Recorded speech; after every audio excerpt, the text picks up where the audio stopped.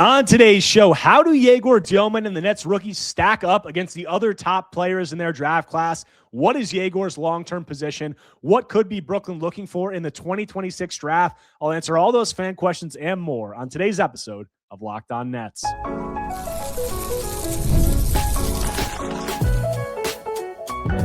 You are Locked On Nets, your daily Brooklyn Nets podcast. Part of the Locked On Podcast Network, your team every day. Welcome in to Locked On Nets right here on the Locked On Podcast Network. Now the number one sports podcast network. It's your team, the Brooklyn Nets, every single day. I'm Erik Slater, Brooklyn Nets beat reporter for ClutchPoints.com. Thank you for making me your first listen of the day. The show is 100% free on all those great platforms. And on this episode, it's part 2 of a Fan Take Friday. So it's a Saturday night, maybe if you're watching on the YouTube platform. It's a Sunday morning, probably, if you are on the audio platform. But this is part 2 of the Fan Take Friday from this week. Our mailbag was overflowing with questions. So we hit on the trade deadline, MPJ, the Nets' potential plans for next season, all that in part 1. And this episode will be focused on the Nets rookies and all of the questions surrounding them and what their progress has been like up to this point. But I got Lucas Kaplan on the pod for this one. Let's go. Got a lot about the Nets rookies, so we're going to keep rolling on through that. Next question. Where do you rank the rookies this year overall compared to all the other rookies? Do you think Egor has been top 10? Do you think Pal has been top 20? Not sure how tapped in you have been with the rest of the NBA. That's from Tanny G. I think it's tough to rate those things, but I think Egor has definitely been a top 10 rookie in terms of impact. I threw this stat out yesterday after the Pelicans lost that Egor, I think the Nets are 7.3 points better per 100 possessions with him on the court versus off. And that's the best efficiency differential of any rookie this season to play over 400 minutes or something like that. So he's had a huge impact. I think that Egor has been a top 10 rookie. Him, Con Knipple, Trey Johnson are separating themselves definitely as the best shooters in this rookie class. And Egor, he's just made a positive impact with his shooting, with the defense that he is able to play, with his decision-making, which has been a lot better than I expected. And then outside of that, I think Drake's the only other guy that has made a huge impression or a big impression. Danny has had some flashes. Nolan had a couple good games, but Drake is the other guy that I'd be excited about. And has he been a top 20 rookie? Yeah, I would say so. I think that both of those guys are stacking up pretty well relative to where the Nets got them in terms of their draft slots. Yeah, I mean, it's hard. I can't sit here in good faith and tell you exactly why Egor has been better than Maxime Reynaud. I'm just not tapped in with every Kings game like that. However, I think you can definitely put Egor into the pretty exclusive bucket of this guy has impacted games, his team winning games in a very real way in year one, no matter what you think about his long-term projection, right? That has happened this year, which puts him in a certain tier, tier 2, right? Tier 1 are the guys Con Knipple and VJ and Cooper. Again, not super tapped in, but these guys are really good right now. Tier 2 is oh, these guys have been good for stretches, right?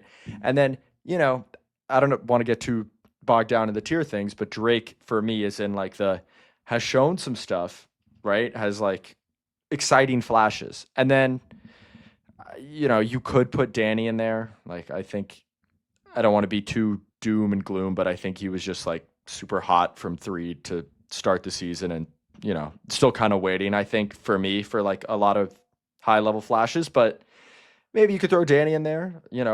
If you were really generous, you could throw Nolan in there just because he's a little bit ahead of schedule, I guess, but that's kind of where I'm at. But that was Erik. The whole idea of this draft of them making 5 first-round picks and picking a lot of guys with these, the skills that they do was dart throws. If 2 or 3 of these guys hit, that's a really good draft outcome for them. And Egor and I think Drake show a lot of promise. I think Nolan and Danny at least have the flashes that they've shown.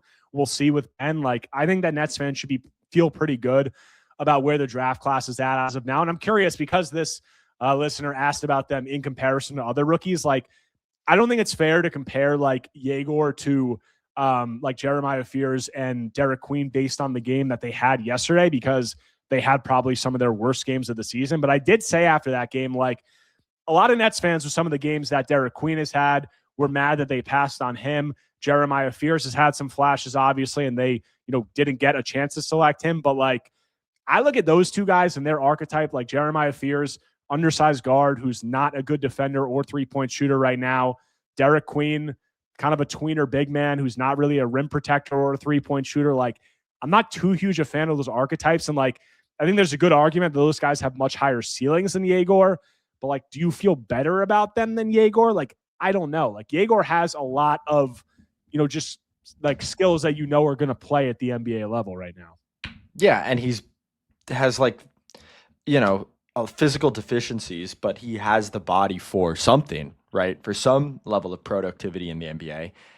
I wouldn't feel too bad about it at all. I mean, I love Derek Queen. I just like, I think he's hilarious. I love watching him play.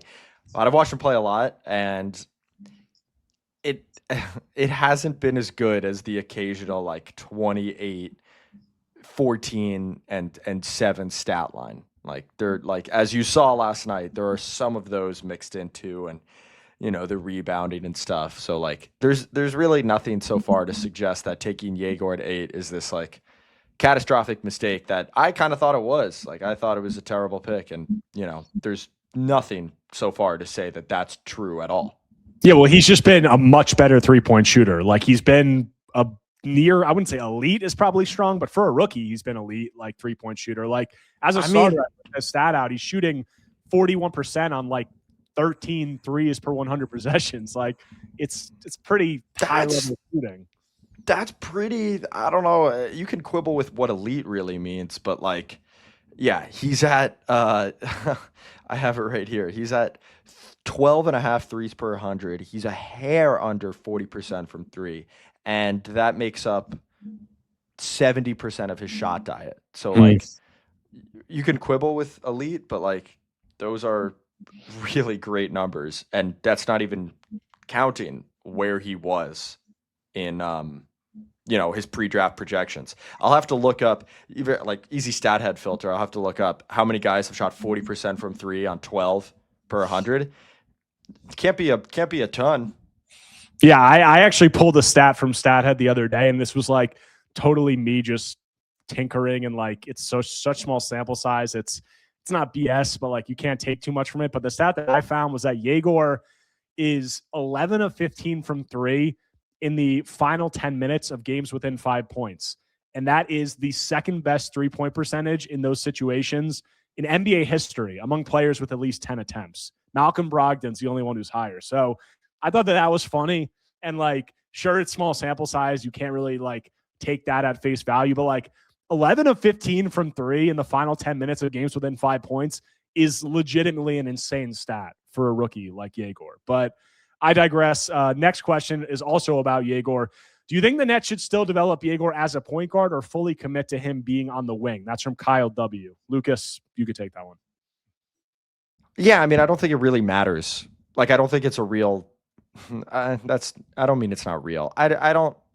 He's gonna have opportunities if he's playing 30 minutes a night, right? And you have to see where the player takes you. Now, like, he'll have opportunities to come off second side actions, handle the ball.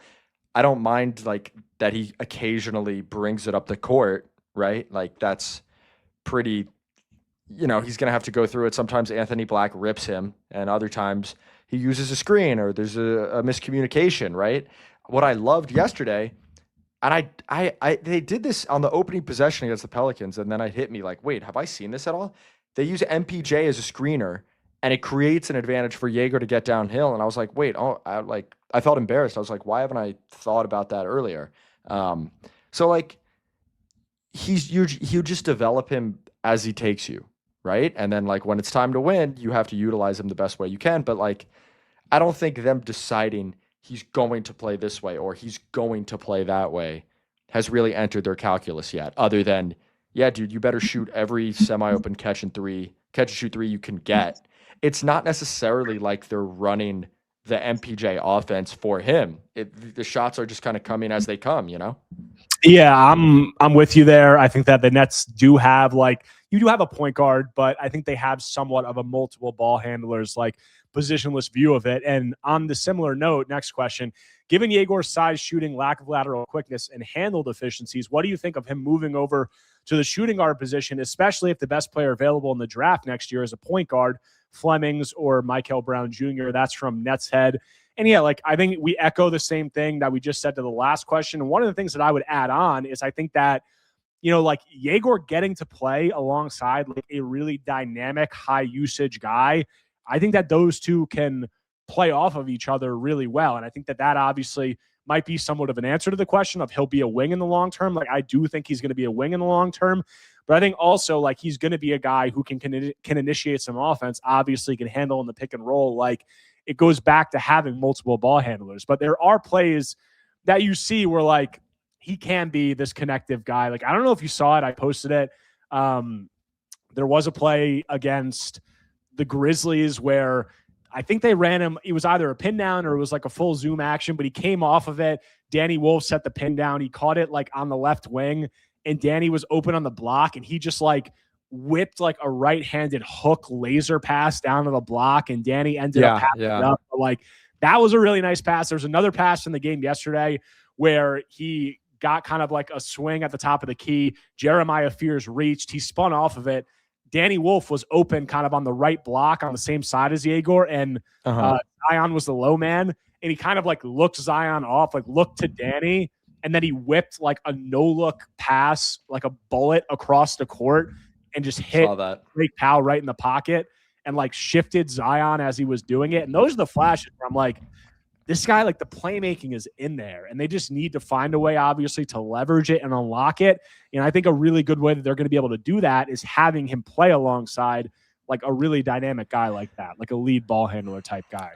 Listen, something I really believe, right, is like if you are high feel and the passing, right, and you really have this great court processing and instincts, it will show up no matter what role you're really in, right? And with Yegor's deficiencies, I think that's a good question. It should not in any way like preclude the Nets from drafting or trading for a high usage ball handler, a point guard. And one of the things that Yegor's size, you know, presumably gives you is, let's say you fall in love with a 6'3" player, you know, let's say Nolan Traore has an all-star turn next season. Great, you could play them together. This is the benefit of drafting a nominal point guard like Egor was in college, but he happens to be 6'8", 6'9", and, you know, I've written it. I don't know what exactly, you know, the conversations were in the war room, but it's very possible that the Nets saw a high-feel wing hiding in plain sight, masquerading as a point guard, where at the point guard position, quotes, you would have really big red flags, like those deficiencies the question mentioned. But here, like, we've seen him essentially be an off-ball wing, and like those clips Erik was talking about, the passing will show up. Like, he'll touch the ball. I also found it, kind of like random threw it together, right? 50 games, 12 threes per 100, 40% from three. Only 28 players in NBA history have done it, and 44 total seasons, because, you know, like Steph did it 9 times, Dame did it like 3, whatever. And Egor hasn't even played 50 games yet. The Nets are like not even at the halfway point, but so far that is the type of company he's almost keeping. So yeah, very encouraging stuff. And you mentioned Nolan there, and the next question about Nolan and Egor. My question is, how soon, either this year or next, if at all, do you see Nolan Traore starting at point guard alongside Egor at the other guard position as his backcourt running mate? I thought it was pretty telling that Jordy didn't start Nolan the other night with multiple guys out. I think that Traore's ability to get downhill will provide Egor with the space needed to shoot the three and or attack and create for others. That's from Joseph Sandoval. And do I think that Nolan like can't start alongside Egor? Like, I think they can fit together. I think it's just more for me. I'm not sure that Nolan's going to play at a level where like he's deserving of a starting position. Like, sure, if there's some guys out, could they start him? Could they have started him the other night? Sure. But like next season when they're trying to compete, I'd be pretty surprised if Nolan is at a level where he can be like their starting point guard on a night in, night out basis. I just think he has a long way to go in terms of the skill set and also in terms of just the physicality, being able to play and match it. Yeah, I mean, I don't think it has anything to do with like the fit with Yegor. I just like don't think he's good enough yet, and he hasn't. I don't know. He might be. You can't count anything out, but I mean, between the fact that he really is nowhere on the court that he can score from consistently, floater numbers have looked decent, right? But like, he's just really far away from being a starting caliber NBA point guard, and that's before he puts on the requisite weight, right? Once he does, we'll see about it, but that just seems far away, irrespective of the Yegor fit. All right, we got a few more questions about the rookies, some about Drake Powell, also some about the fan interactions with them at Barclays Center. Who do we think the fans are getting the most juiced about? So we'll get into all that when we close out Locked On Nets after a quick break. Guys, the season's heating up, and DoorDash has a way to keep fans in their bag the whole way through. Whether you're watching the highlights, the tunnel fits, or just your favorite player, DoorDash makes the entire season more fun because every player has their bag. With DoorDash, fans have one too. DoorDash keeps your snacks stocked, your gear fresh, and your watch party vibes absolutely on point. There are nights when your team stresses you out. Let DoorDash become your post-game therapy. Sometimes you just need dessert now. Those late-night interviews hit, and suddenly you need chips at midnight. DoorDash is built exactly for that. If the group chat says pull up, DoorDash makes sure you're always prepared. Snacks, cups, and even a phone charger for the friend who's always at 2%. So from tip-off to overtime, stay in your bag and order on DoorDash. Get snacks, drinks, gear, whatever gets you through the season, delivered right to your door. DoorDash, in your bag all season long.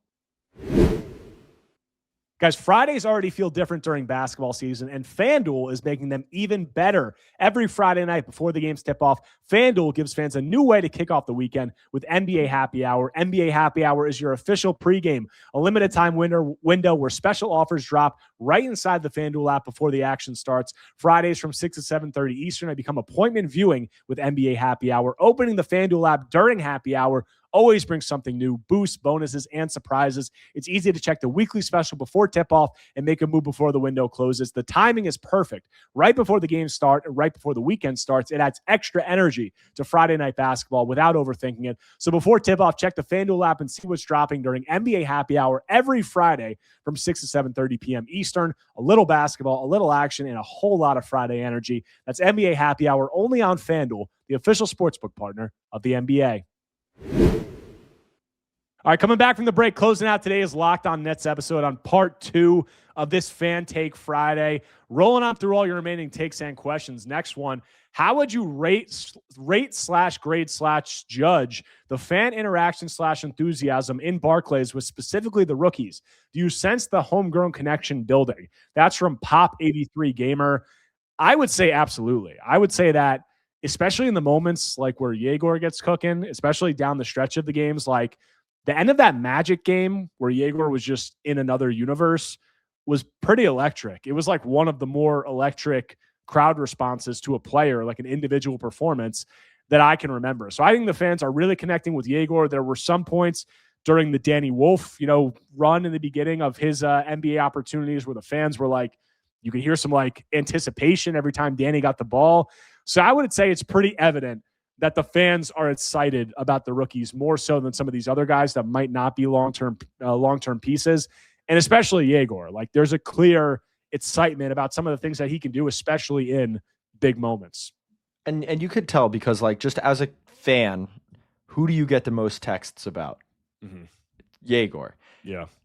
Everyone's like, oh, like people that I know that are watch the NBA or love the NBA but don't really watch the Nets, or Nets fans. They're like, they always want to know, what do you think about Yegor? What's Yegor? Hey, what's going on with Yegor over there? I saw you hit 5 threes the other day. Like, what's the deal? Like, people are just intrigued, even just from a regular basketball sense, that aren't Nets fans. And then Nets fans can kind of tell that this is something new, right? Like, I'm not willing. I can't grade the fan interactions yet at Barclays. Like, it's been, that Magic game was super lit, but like, so was the end of that Rockets Nets game last year, right? And it was, with all due respect, like Keon Johnson making plays down the stretch, who it seemed obvious wasn't, going to be here for the super, super long haul.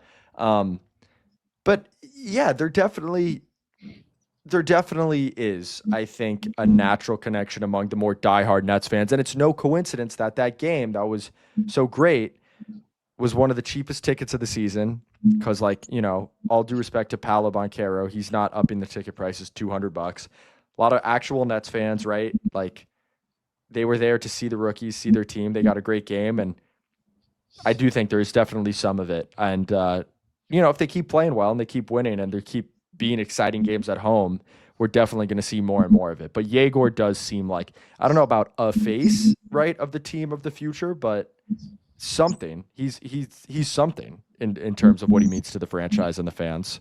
All right, next one, more of a take. Drake Powell has the most offensive on-ball potential of any of the rookies. He just doesn't get the touches he needs to showcase it. Traore is a close second and better at dribbling, but finishing at the rim needs a ton of work. I mean, on-ball potential, like Egor obviously is, you know, severely lacking in terms of like the self-creation and the shake and some of that stuff. I think obviously like his playmaking and vision is in just kind of like a different stratosphere than some of those other guys. I mean, Drake, I've been really impressed with what he's been able to do on the ball, like in his opportunities, especially given how limited, you know, his opportunities were at North Carolina. I mean, like you saw it in the game last night. He had a play where he got Derek Queen on him in kind of isolation at the top of the key. He saw it and was like, all right, like this is food. He put a couple of hezzies on him. He went to the basket, scored. He had a play where he got Zion on the right wing in isolation, and they kind of like cleared out for him.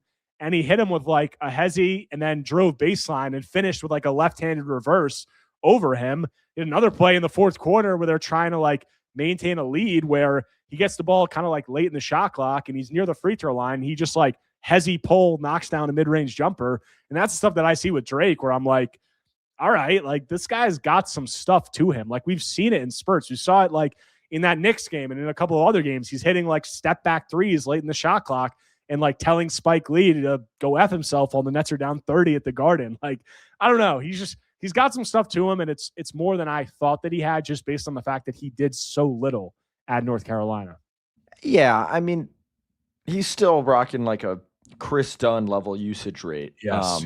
And, you know, regardless of the flashes, it still has to be considered like, and his offensive game right now is really like, it's one-on-one. Like, once there are more factors, right? Once it's a more dynamic situation, you know, it's tough for him if he dribbles into a crowd. That being said, like I've been saying it, how many times have I said it on the show? When they play fast, you see him shine. They've been playing faster. By the way, did you think that New Orleans game was like the fastest they've played all year in terms of continually like trying and getting up the floor? That's kind of how I felt. Yeah, they were definitely getting out on the break more. Like I think we saw some possessions in the first quarter where they got some cross matches and got some threes out of it. We saw like Drake Powell, I don't remember if it was a steal or something, but he got out in transition and had a finish. That whole game just felt like very up and down, and like there was a lot of pace. It was kind of like frenetic. So yeah, I mean, but I don't think it's that high of a bar because they're like never. It's not. It's not. I mean, I wouldn't say. I know this is going to sound crazy coming from me, and I do think Nets fans should be very encouraged by the flashes from Powell and that stutter rip on the right baseline against Zion. Like, whew, I had to flip that for myself. But Egor still has like the highest usage of all these guys. He's shooting efficiently. Like, it might just be Egor. Like, you might not have to overthink it, despite how stuck in the mud he can look. But it's an interesting question, and I think I could be convinced into like a few answers on who has the most potential as an on-ball creator. But right now, gun to my head, I think who's shown the most. You might just have to keep it simple, keep your kind of aesthetic bias out of it, and just say Egor. All right, last couple. We got a few kind of like draft questions ish. Who's the best fit for the franchise? Darren Peterson, Cam Boozer, AJ DeBansta, or Caleb Wilson? I think it's tough to say right now. I think the Nets would be ecstatic to come away with any of those guys. If you're asking me right now, like I really love what I've seen from Darren Peterson. I know that Lucas is a Cam Boozer nerd guy who likes players who don't have the flashiest highlight tapes. I also love AJ DeBansta. Caleb Wilson looks like a beast. Like if the Nets can come away with any of those guys, like I get this question all the time, like who fits in the best to what the Nets are trying to do? And it's like, you draft guys like that and you fit the system around those guys. Like that's how it goes. It's not like the Nets are like, oh, we're not going to look at taking Cam Boozer because we don't think he can fit into how we want to play. It's like, no, you get these guys at the top of the draft, and Jordy Fernandez has shown an ability to mold systems around, different types of players already, only a season and a half through his tenure. And if he can get his hands on one of these guys, rest assured he's going to be able to do that same thing. But you have any opinion on it, Lucas? I will say, I don't think they're going to draft based on who they think fits the best, and it's not just the best talent that they can get their hands on. However, if you take them at their word and all the public statements that Sean and Jordy made, especially right after the draft, I could see them really loving Cam Boozer just based on they take Egor regardless of positional fit, right? He's playing more as a wing. They see these qualities. They see size for the role that he played. They see certain amount of feel, willingness to do the right thing, work ethic, whatever you hear behind the scenes. That all sounds like Cam Boozer to me. And, they might just view him as a big wing in again, hiding in plain sight like they viewed Egor. I don't know. I can't even say that I've watched enough tape or looked at the numbers to have an opinion on if he's the first, second, or third best prospect in the class. But if you want to play the real conspiracy, or not conspiracy, if you want to go down the rabbit hole and try to read between the lines of all their public statements, Boozer sounds like he could be their kind of guy, but any of those top prospects are going to be their kind of guy. Yeah, I mean, their kind of guy, the way Sean Marks described it was, selfless, a guy who will keep the ball moving, a guy who has positional size and versatility. And you look at it Cam Boozer and Caleb Wilson, huge, front court guys, maybe can be wing guys. They have that. AJ DeBansta, huge wing with a ton of skills offensively. Darren Peterson, great size, in the backcourt. All of those guys have that stuff. So if they are lucky enough to come away with one of those guys, it'll be a good outcome. Last one from a very confident Nets fan. He said, a Darren Peterson, Egor, Peyton Watson, MPJ Clax core wins how many titles? And that's from Brendan. I don't know. Most likely 0. The over-under. Yeah, the over-under is set at 0.5, and the under is probably about minus 500. I think that question is a testament to how high people are on the MPJ and Peyton Watson experience, over these last month or whatever it is for Peyton Watson. I mean, Peyton Watson's he's been great, man. He's putting up some serious numbers. And if you think Darren Peterson can be a dude, you think Egor is going to develop? Look, if the Nets had a Darren Peterson, Egor, Peyton Watson, MPJ Clax core, I don't think anybody would be complaining. No, not at all. No, listen, hey, who knows, dude? Darren Peterson could be Michael Jordan for all we know. Anything could happen. I think that would be that'd be a funny team to watch next year. Sure, why not? Let's say the under would only be minus 400. I apologize. And let's leave this on something the Nets fans can get excited about, and that's probably why the user asked this question. Is that's not is it likely? No, but it's not out of the realm of possibilities. The Nets could spike the number 1 pick, or maybe Darren Peterson doesn't go number 1. Maybe they get Darren Peterson if they continue to tank the right way. Peyton Watson, maybe they throw him a bag. They just keep MPJ Clax. That is the high percentile outcome of some of this stuff. And that's why we've been you got to kind of lean into the tank, kind of take your lumps now. And maybe they come away with a guy like that. So we'll see. But Lucas, appreciate taking the time for this 2-parter of a Fan Take Friday. The Nets got the Bulls on Friday at Barclays Center. So we'll have coverage of a lot more coming up. But yeah, man, appreciate you taking the time as always. That does it for today's episode of Locked On Nets. Hope you guys enjoyed this 2-parter Fan Take Friday. Thank you to everyone who continues to submit questions.